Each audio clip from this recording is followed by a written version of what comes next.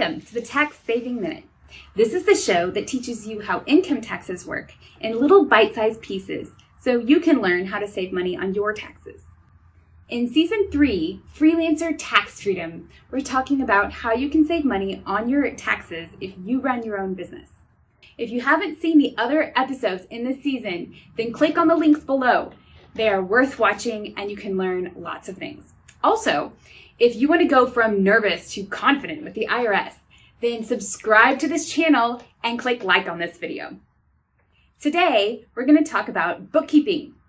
You can do your own bookkeeping. Yes, you can. I believe in you. You are the one person who will know best what item goes with what type of expense because you see it all the time and you pay your own bills. So, I'm going to teach you in this episode how to do your own bookkeeping.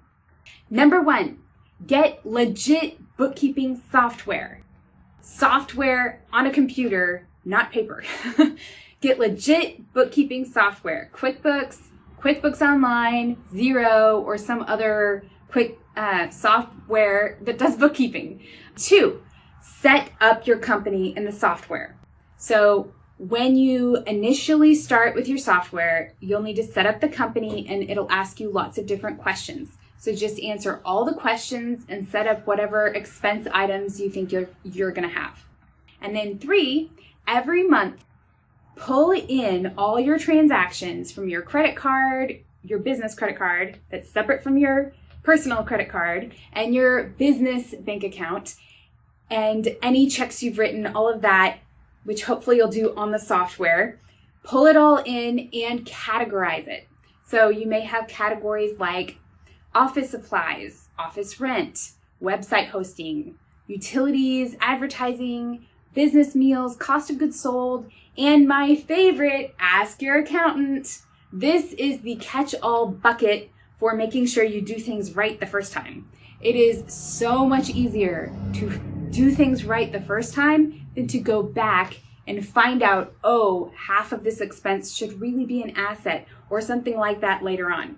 So anything that you're not 100% sure of, just stick in my ask my accountant bucket. And then go to your CPA and say, hey, here are a list of all of my ask my accountant transactions. What do I do with them? And then your CPA can tell you where to put them and you can have it done correctly and reported correctly, which is super important and super helpful. Number 4, look at your books. Don't just put all this valuable information in the computer and then just be like, psh, I'll give that to my CPA. You are now the business owner, the CEO, and you will want to make wise decisions about your business. The only way you can do that is if you have the information you need from your financial books. So, do you see trends? Are you actually making a net income after all of your expenses?